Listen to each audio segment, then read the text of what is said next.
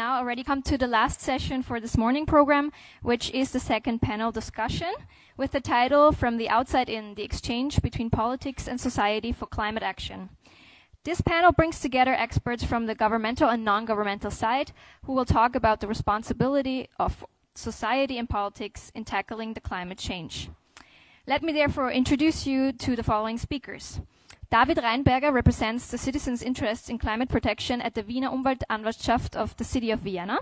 Furthermore, we welcome Elfriede Anne Mohr, the director of the International Environmental Affairs Directorate of the Federal Ministry of Sustainability and Tourism in Austria.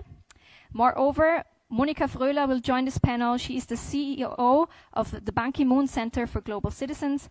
And finally, we also welcome Alfred Striegel, director of the Austrian Institution for Sustainability Development and founder of the Plenum Consultancy. The panel will be facilitated by Roxana Tompeya. She is also a student of the Diplomatic Academy in the Master's Program of Advanced International Studies. She previously attended the University of Exeter and University Constance, where she studied international relations and public administration. Please welcome the participants of this panel on stage with a round of applause. Thank you, everyone. Good morning, everyone, and thank you for joining us. This will be the first official panel, and I will shortly introduce the speakers for today and their expertise, their field of research. Afterwards, we will pose one or two generic questions for our speakers to give their professional as well as personal inputs on, and we'll try to build a conversation in the meantime. The last 20 minutes or so, depending on your involvement, will be for questions coming from the audience. I hope you're just as excited as I am. And I will start now with, of course, the theme, the sub-theme of the panel, which is about having exchanges between policy, between politics and society. And what we're going to do is we're going to look from the outside in, and we have members from the governmental side, the non-governmental side, academia, research, consultancies, and quasi-international organization. And I would like to start with our first speaker for today, and this is Ms. Monika Fröhler. She is the Chief Executive Officer of the Ban Ki-moon Center for Global Citizens and is a passionate change maker, advocate, founder, and speaker. She was asked to create the Ban Ki-moon Center here in Vienna under the leadership of the former UN Secretary General, Mr. Ban Ki-moon, and the former Austrian President, Mr. Heinz Fischer. After working for several years in the UN, the EU, as well as the Austrian Ministry of Foreign Affairs. She is passionate about the implementation of the SDGs, and we're very curious to see how this works in the context of climate crisis and climate action, and has advised in the past presidents, ministers, ambassadors, and high-ranking UN officials on policy inputs that go from the theoretic side to the practical, from the initiatives to the operations. She also contributed to the Rio+20 and the Paris Climate Change Agreement as part of the Sustainable Energy for All initiative. Thank you, Ms. Fröhler, again for having us. The next speaker is Mrs. Elfriede Anne Mohr. She is the head of the Department for International Environmental Affairs in the Austrian Ministry for Climate Action. She has been heading this department since 2005 in various formations throughout the ministry, and she has been involved in international sustainability discourse for years and also participated in various UN conferences as well as the project Rio+20. Her department follows very closely the development of international organizations and their processes related to environment and climate action, and undertakes deep endeavors to tackle and improve bilateral cooperation with countries outside Europe. Thank you, Ms. Fröhler, again for agreeing to be one of our speakers. The third speaker for today is Mr. David Reinberger. He received his degree in theoretical physics from the University of Vienna, and since 2006 he has been responsible for nuclear and energy at the Vienna Ombuds Office for Environmental Protection. He deals mainly with the development of solutions. So then again, we're going from understanding challenges in the academia and the theoretical side to creating skeletons, to creating frameworks of understanding, and then even proposing solutions and then see how practical they are. And also he deals in the sense with communication of such issues with various stakeholders within the city as well as the general public. In his view, climate change has become an important issue, not only concerning energy questions, but also concerning the focal points for the Office of Environmental Protection. Again, we have, in this sense, the wildfire conservation, spatial planning, and even environmental law. Last but not least, our speaker for today's panel is Mr. Alfred Stegel. Thank you again for accepting our invitation. He is the director of the Austrian Institute for Sustainable Development, a biochemist, and an expert in system change management, sustainable development, and of course CSR, corporate social responsibility.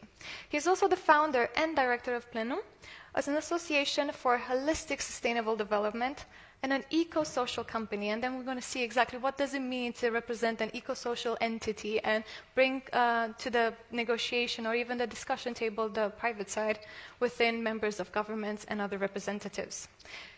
He is a strong believer of sustainability being present in all facets of society. So we have science, we have economy, we have society, we have politics.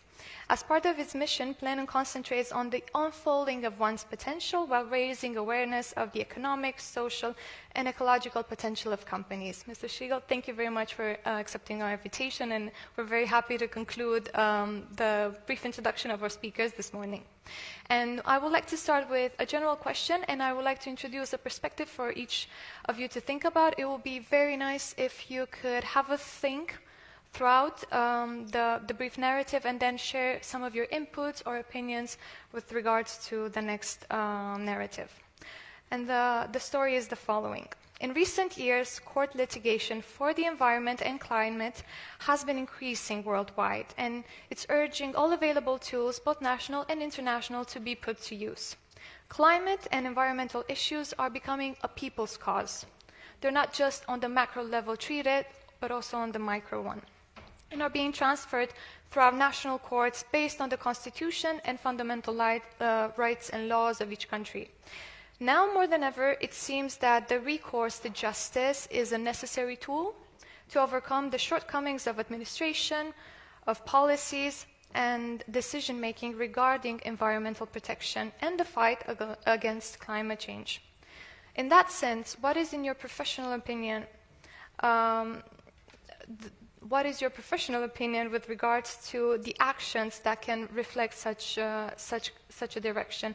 And what I'm trying to ask is, like, to what extent can such actions reflect a new form of civil activism or civil mobilization towards achieving climate action? And are these new forms of citizen participation effective enough to respond to deficiencies in environmental protection? Ms. Frühle, if you like to take the floor first. I know it was a lot of information, but I'm sure you can live up to the challenge. It's particularly a lot of information for the audience, and you have now listened to many very interesting incentive speeches. My voice is cranky, very sorry for that, but bear with me, it's not the coronavirus. Ladies and gentlemen, yes, the tasks are multifold. Indeed, we do have a humongous, a Herculean task ahead of us. And thanks, Roxanne, for introducing us so wonderfully here. Let's jump right into the subject matter. So what can be done? What is the action? When Ban Ki-moon ended his tenure as Secretary General of the United Nations, he said he wants to dedicate the years that are still given to him to two things that he might be remembered for. One is the SDGs, and the other one is the Paris Climate Agreement. And he said the audiences that need to be heard more are definitely women and the youth. And here I am. I'm the CEO of the Ban Ki-moon Center for Global Citizens. This is exactly what we do. So we support the SDGs, we support the Paris Climate Agreement, and we try to empower women and youth. Again, a humongous task. And when we look at it, maybe let me break it down to what Ban Ki-moon says very ably in many ways. What we need in this current day and age is a mindset of global citizenship. Global citizenship, that means you have at the core of your endeavors, at the core of what you want to do, the notion that you're part of humankind and not necessarily that your nation comes first, your city comes first, your country comes first, your religion, your ethnicity. So a global citizen value set.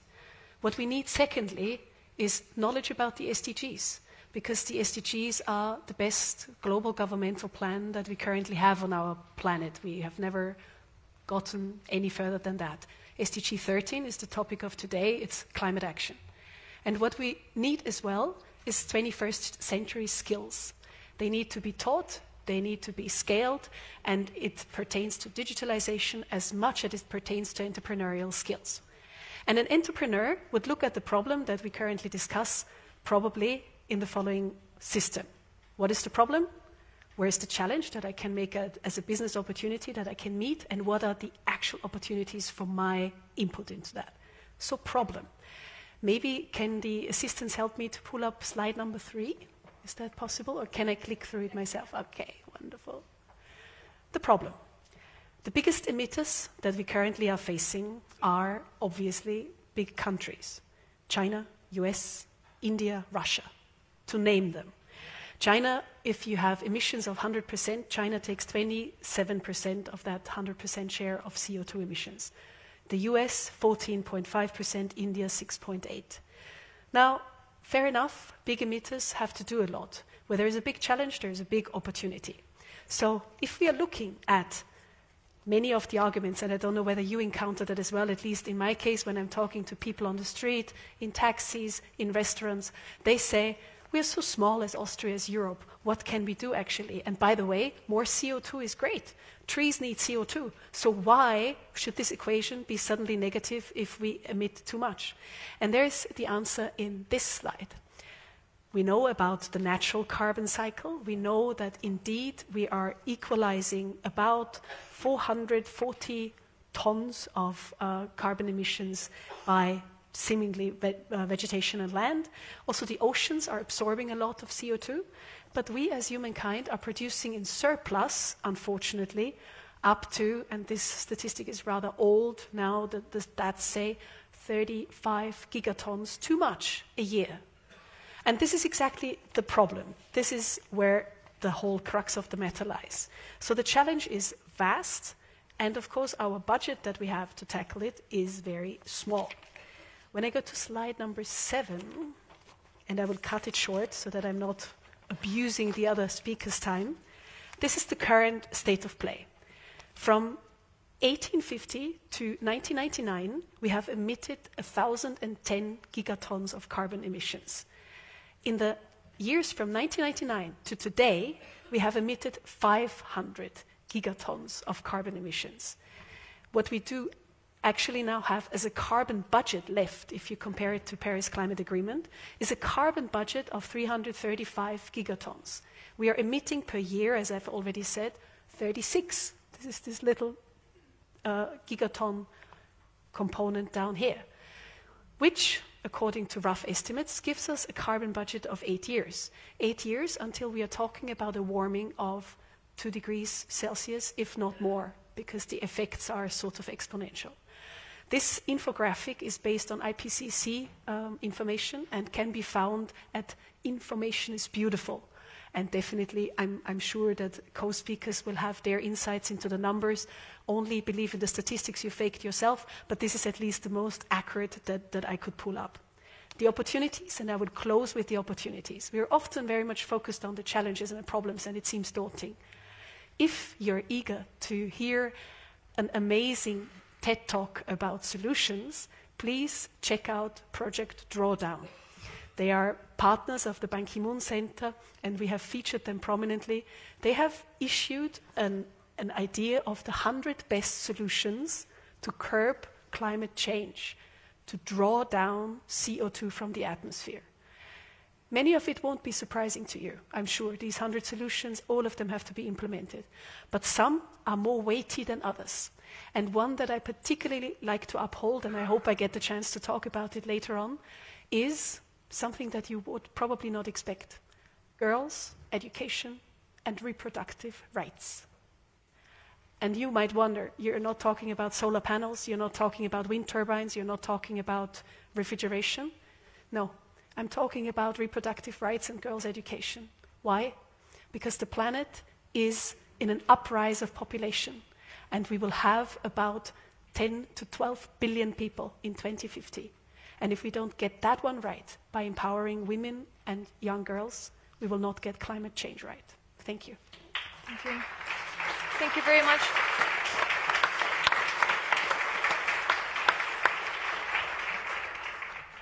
Thank you very much, Mrs. Furger. You posed a vast amount of information, a very intriguing questions.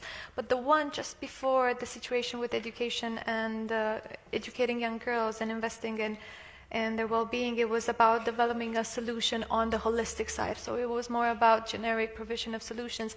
And with that, I would like to go to Mr. Weinberger to see from his side, from his professional side, as well as academic, how difficult is this tackling or development of practical solutions? Okay, well, I'll come back from the inside of the whole world vision to that very small level of the city of Vienna, maybe. As it has been told before, in principle, the technical solutions are there. They are available on an industrial scale. Maybe for some solutions we don't know which are the right ones, which ones to choose.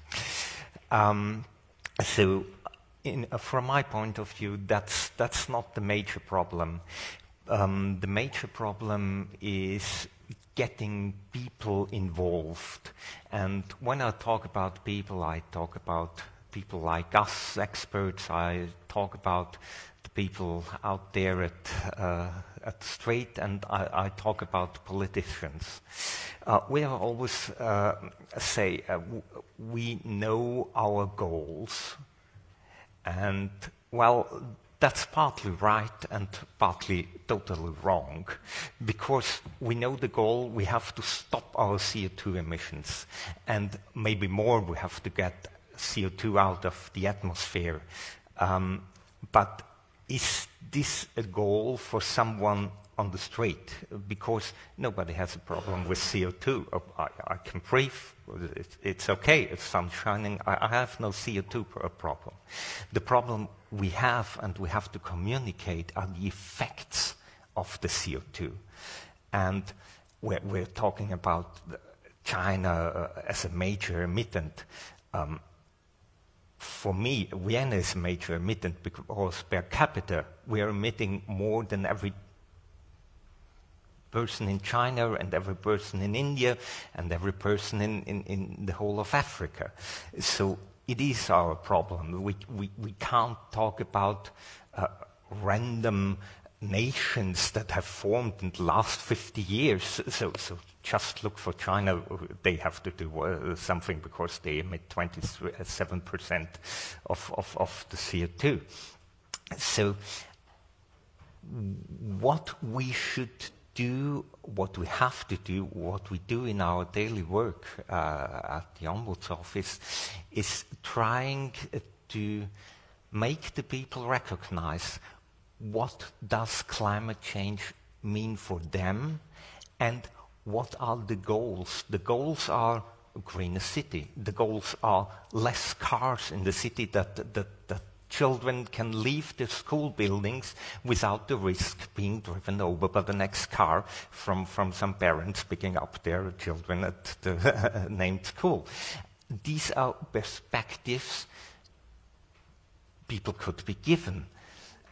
So, well, the perspective to cut down CO2 emissions in 2040 to zero, well, it's fine for us experts, but it doesn't mean anything for the general population, and it doesn't mean much for politicians, as I feel it, because this isn't a vision they can sell to the people. This isn't a vision for which they get the votes in the next election. And so what is as important as to find the right technical solutions is to give a vision of a world we want to live in 2030, 2040. And, well, yes, empowerment of girls and women, that's a vision. That's a clear vision.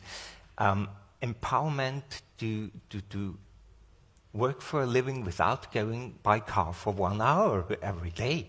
That's a vision. That's quality of life. And I think we have to concentrate on that. Thank you very much. Thank you. And because you mentioned the idea of the city of Vienna and the involvement of the city of Vienna, I would like to go even a bit further. And on the macro level, who should assume this kind of responsibility? The responsibility to teach the population, the responsibility to get the population involved, the responsibility to tell the citizen, each and every single one, this is something that is important for you and this is what your contribution matters. Perhaps Ms. Moore can enlighten us a bit more on that. Well, thank you very much for this question.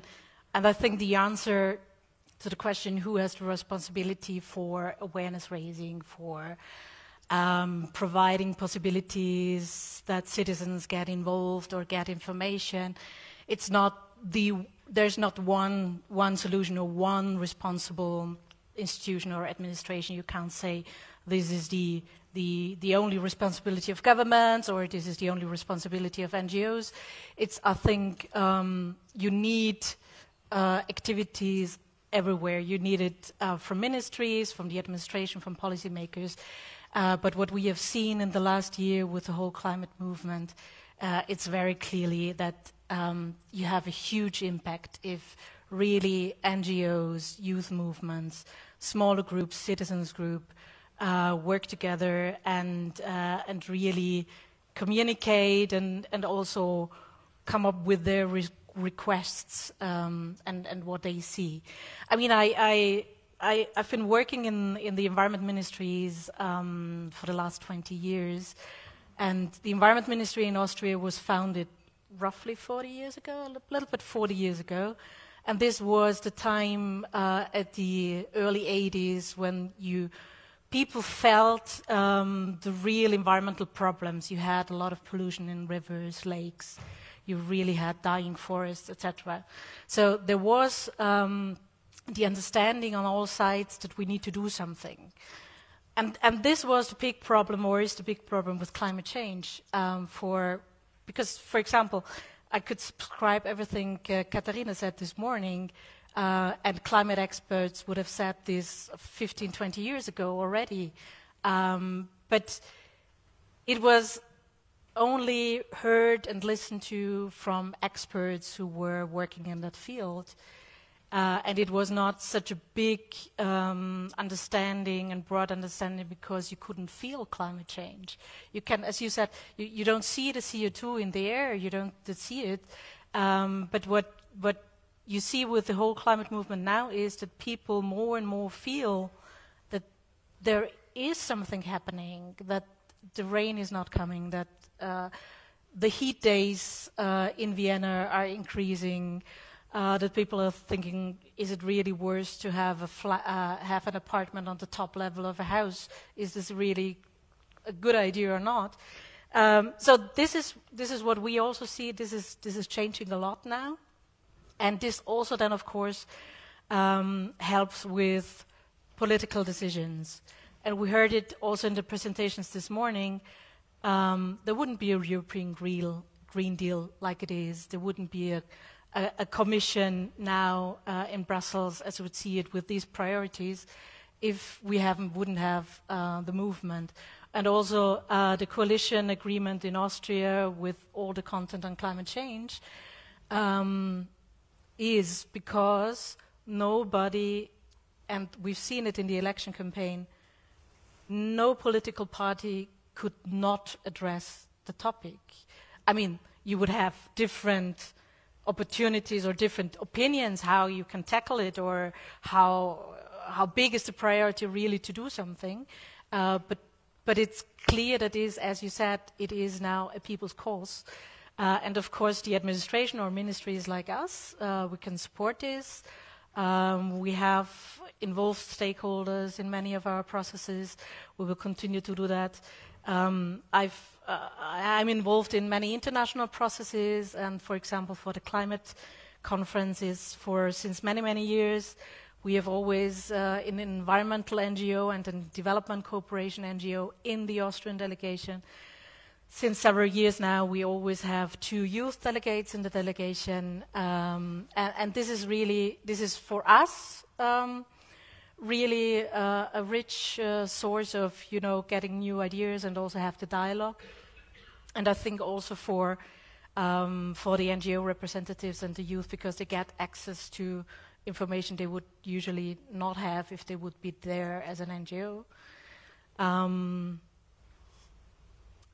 Yes, I think I'll leave it with that, and I guess we will have some further questions. Thank you very much, because you gave me the opportunity to challenge further the ministry's involvement and if it's fast enough, if it's effective enough. But before we can talk about the governmental side and then how much it's involved city level as well as state level and then European, international, I was actually thinking of how we can bring to the conversation the private sector. What is the collaborations within companies, and how can corporate social responsibility, in the sense, individually assumed usually, be included or even tied with the SDGs? I know I pose a functioning, yes. Yes. In the morning, I was drinking tea this morning because we have the fasting time now, and I'm not allowed by myself to drink coffee. So I was looking to some teas, and I found a tea which we brought 2 weeks ago from Egypt. We brought it from the company Sekem. Mm-hmm. And there was written on the teas, "We are proud for our economy of love." Economy of love. This is what we need. This is what we need. Love is all we need. Really, you can trust me. I'm honest. I think what I say. And I feel what I say. If we do not touch the men, women, children by their hearts, we will lose. This is not a good dialogue yet, because we need to involve more than we are here in our mental sphere. We are only in the mental sphere. How do we embody this? How do we bring it to our hearts? I'm working with some artists in Salzburg at the Salzburg Festival in 3 months, 4 months. And we are doing exhibitions, and we are doing action there. Artists, actors, musicians, painters, for climate change, for bringing us something new. And I'm together with Emmerich Weissenberger founding a project in Colombia, Las Mercedes, where we buy rainforest into a foundation, hundreds of hectares of rainforest. I never thought that I ever in my life would buy rainforest. Why should I in hell buy rainforest? I'm in Austria. I'm sitting here having a good life. Why should I buy rainforest? Because it's possible. Because it's possible. We can do it. And this is a question of, can we do it? I founded a village with 30 families together, a co-housing village. I'm living together since 7 years there. Car sharing, food co-op, permaculture, photovoltaic. Is it possible? Of course it's possible. Can we do it? Yes, we can do it. Who is doing it? I'm doing it. I'm fastening now because I want to train. What do you think what I want to train? I want to train my will. Do we want to do it or not? It's a question of it's the will. It's a question of our will. Do we will do it? The heart is very important. Empathy, love, all this blah, blah, blah, la, la, la, music. The will. I'm training the will. Am I strong enough not to drink coffee, not to drink alcohol, even not to eat meat and fish and everything for at least 1.5 months? Am I stronger? Who is stronger? I or I? The mental? The heart? To your question, how can we bring it to the economy? We do not measure the right things. We measure financial capital, which is okay. But financial capital has brothers and sisters. Natural capital. Economy has to measure natural capital and account. Social capital. Human capital. The capital which is called the real capital, which is capital of machines and everything. Even intellectual and ideal capital. livable capital.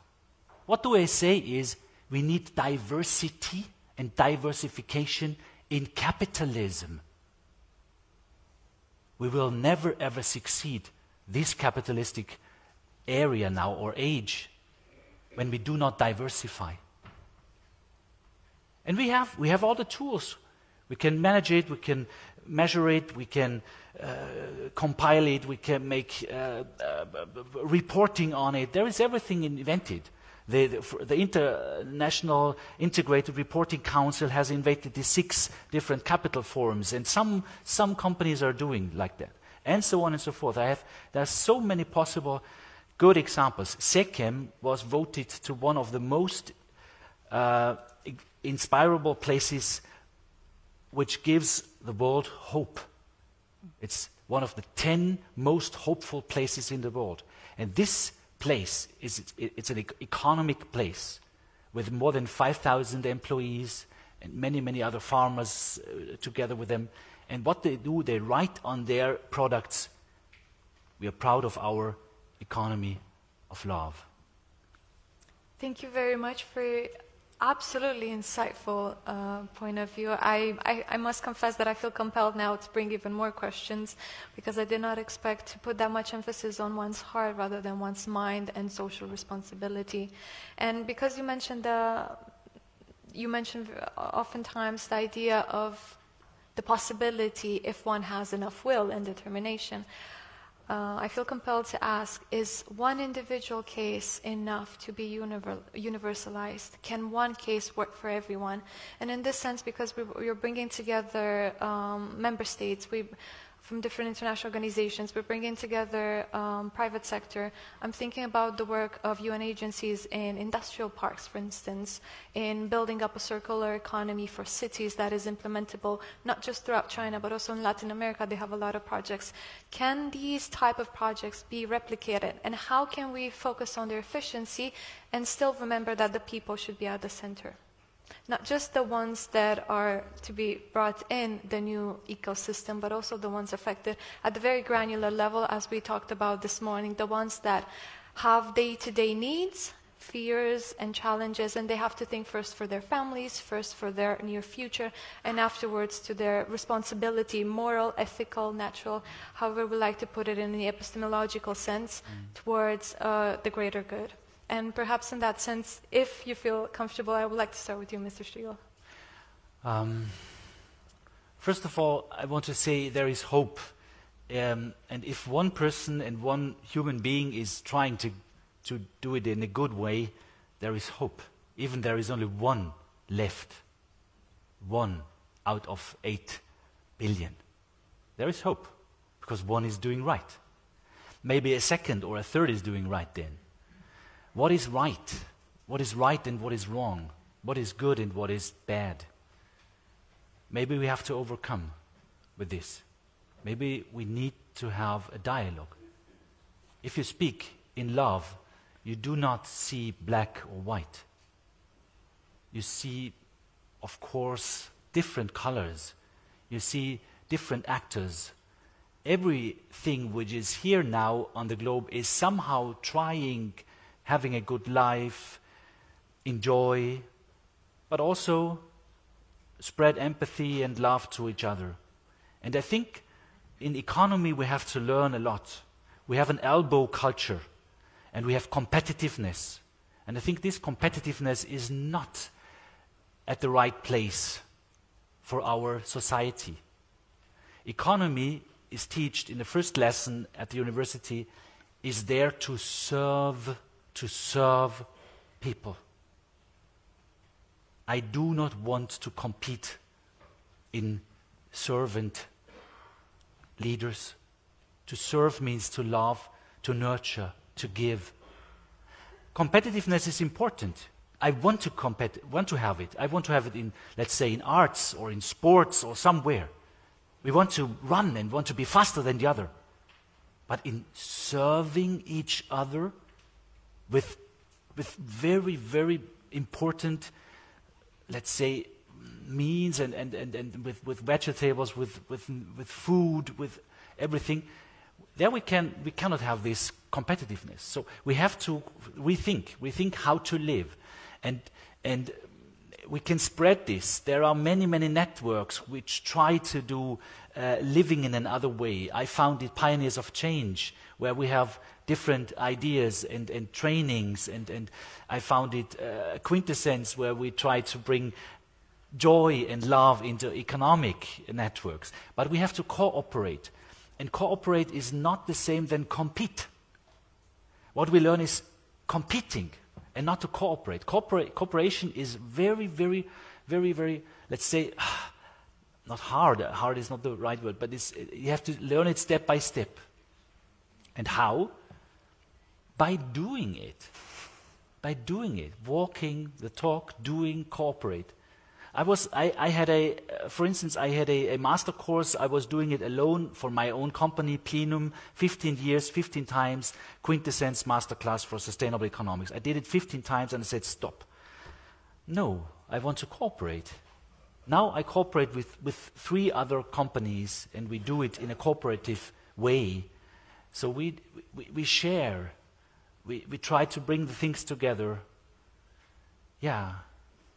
Sharing, and you can do it immediately, because we have so many things to share. For instance, money work. I'm doing money work. You can share money. You can spend money and share money whenever you like. In the supermarket, you can place the money to the right product. You can share and give the money just as a gift to another person. You are not prohibited. It's not against the law that you can give someone 100 euro or even 1,000 euro. We have a sharing economy with money where we are living with 100 people. We share more than 100,000 euro a year together, 100,000 euro sharing, giving money. Because money is a taboo. Money is it's very private. Money is maybe a vehicle, but it's not possible to do something with money. No, money is, I don't know, money is very crazy. I said, no, it's a tool. You can do something with this. And I think if we can share money in a very small circle in the globe, we can share the big money and give the big money to the right place. Why? Because we in the small cells, we can share money. The small cell is knowing I can share my money. The big cell, they know we can spend money and share money and giving good to the money. So it's a law of, how do we call it? Resonance. It's a resonance law, yeah. From the inside outside, perhaps. From the inside outside, sharing, yeah. Mrs. Moore, I saw a few times that you were nodding, and I was wondering if you were agreeing with all the points, because it's very difficult to go from competitiveness towards collaboration, as you said. And I was wondering from the institutional side, how feasible, how realistic are these kinds of achievements? And then again, if we share money, who should be entitled to decide where the money is spent? I want to pick up one point you said, because you mentioned accounting. And what do we account? We account money, we account GDP. Still, the world still has one big indicator, and this is GDP. Of course, there is a lot of discussion now with the SDGs and also with a lot of initiatives which try to go beyond GDP and say, how can we actually measure welfare? Because it's not just about the one economic figure. But this is then exactly, the problem. Then it doesn't get communicable anymore. Because if you look into welfare indicators, if you look into all the SDG indicators, if you try to have an indicators report about Austria and how is Austria doing in the implementation of the SDGs, you get a phone book. GDP is easy, you just have one figure. And this is the dilemma of sustainable development that, of course, and we heard it from Professor Pattberg, it is about getting away from silos, because everything is interlinked, everything is about cooperation and how the various sectors can work together. But of course, then it gets complicated. But still, we need to do it. On the climate issue, if I may come then to climate, because you tended to a small question also before, if we're already doing enough. Well, of course not. We need to do more. Everybody would agree to that. We need to see it also in context. I think the worst mistake the climate movement can make is to see it only from a very singular environmental CO2 problem. It is not just about decreasing the emissions of CO2 and limiting the impacts of CO2, because this is all interlinked with many, many other issues. We need to keep this in mind when we're trying to find solutions. And there I fully agree, it is about cooperation. Also between ministries, it's not just the Environment Ministry or the Ministry of Climate Action who should feel responsible for climate action. And that's what I also always say to colleagues from Fridays for Future, because they had last year before the climate COP, they had one big demonstration just in front of our building of the Environment Ministry. And actually everybody working there was like, hey, great that you're here, because you are supporting what we are trying to do since 20 years. But it's much more important to not to preach to the converted, but to go to the other sectors who also need to do something. Why not in front of the Finance Ministry? Why not in front of the Chancellor's office? So this is where we all need to work together to find good solutions. But now also as a ministry, at the end, a solution is always going to be a compromise. And this is where then reality comes back, that not all the requests, not every excellent idea or great idea will be implemented, but we need to do as much as possible. Thank you very much. And because you mentioned the idea of compromise, I was wondering, where does science, where does the academia stand? And if no one invites them in, how they can make their voice heard? Oh, well, that's a good question. I do think they are heard. I do think academia is heard. I do think sometimes the wrong questions are asked. Right. Because if you go to a technician, if you go to scientists, whatever, and you ask him, how do I bring down the CO2 emissions of the international airplane industry, flights? There is a simple answer: stop flying. If you ask such questions, you have to give a goal. This was what I meant before. Reducing CO2 emissions is not a goal, it's a necessity. We have to have a broad discussion in society. What are the needs we want to fulfill? And these needs will be diverse. It won't be the same needs for anybody. So we have to discuss what should society look like in 20 years? What possibilities should the individual have?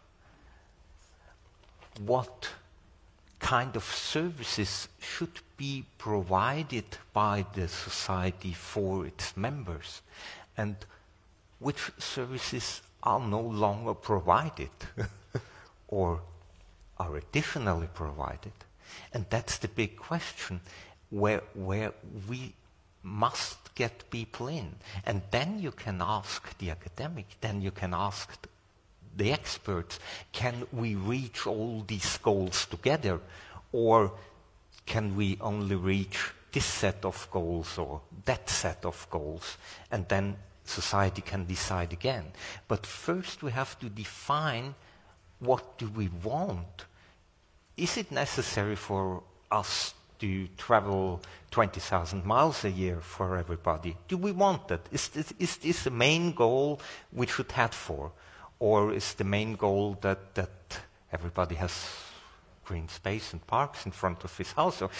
Or can we reach both goals together? But what is sure, we can't reach all the goals. And in the situation which I see now, we know that we have technical solutions to reach any single goals of these future visions. And we tend to think that we only have to change the way of doing. We only have to change technique. And we can go on as we do now. And that's a big mistake, because this can't be provided. We are talking about, I don't know, electric cars. Just change the driving system, just change the combustion engine for electric engine, and everything will be fine.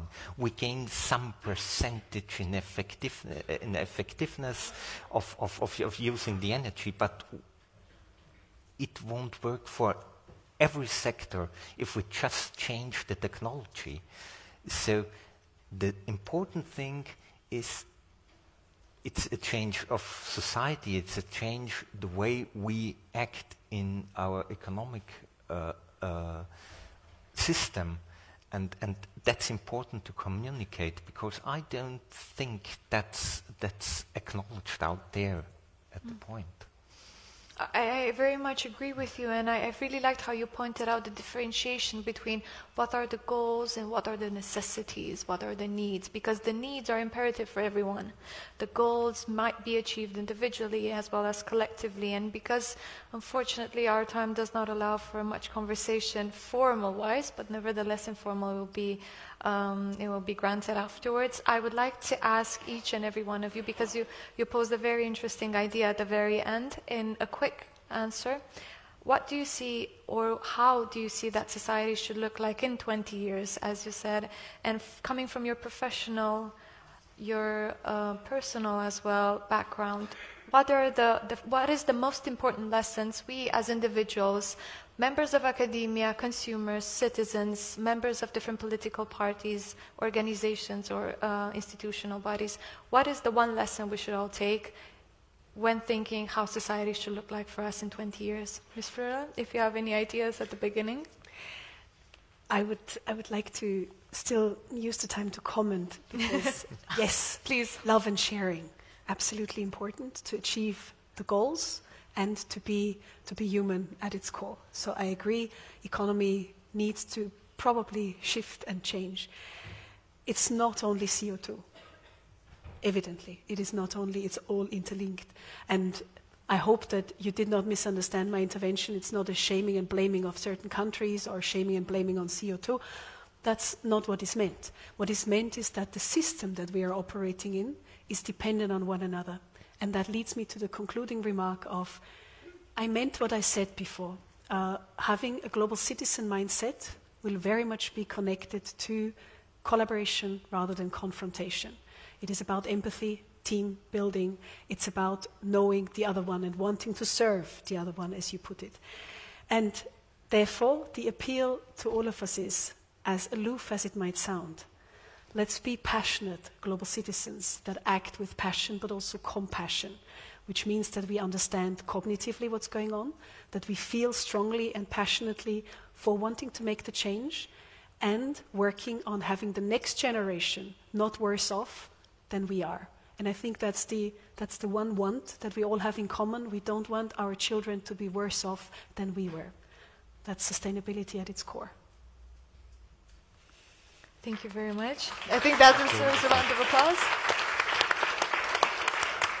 Mr. Reinberger, any concluding remarks on how you view society in the next 20 years and how it should be? I think it's a society as everybody wishes it, where humans can live as humans, which includes love, which includes art, which includes science, which includes the possibility for everyone to live fearless in a more or less equal society which respects every member as unique and part of a world society. Well, no matter who you are, no matter how you are. Yeah. Very well put. Thank you very much. I think this also deserves a round of applause. Ms. Moore, any concluding remarks on your behalf? Well, very, very briefly, I think one message is to achieve sustainable development, act as you wish others to act. So it's not just about what you wish others to do. You need to start with yourself as well. The responsibility lies not only with governments, science, NGOs, civil society, citizens. It lies with everybody of us. And this is not because government, administration, or policymakers want to shift responsibility to citizens. It's just reality that we all together need to do something. And that's, again, act as you wish others to act. Thank you very much. Another round of applause, please. And last but not least, how society should look like in 20 years, and how is love put at the center? I think Peter Sloterdijk said once, we are a self-stressing civilization, an accelerating civilization. In 20 years we will do less. We will be lazy. Really, do not too much. Even the fourth things, ignore the fourth things. Do not do this anymore. And you and nature will have a big, deep breath and say, wow, now he's doing the right thing, and he's leaving many other things which are really unnecessary. So do not too much, and be brave to say no. Thank you.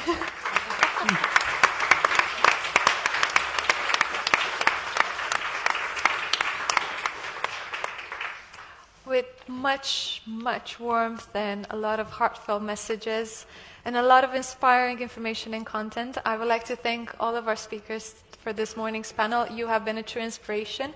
Thank you for attending this panel, and we wish you an exciting and fruitful event throughout the day. We will now proceed with a short break for lunchtime, and I think Lisa will take over from now. Thank you very much for joining us.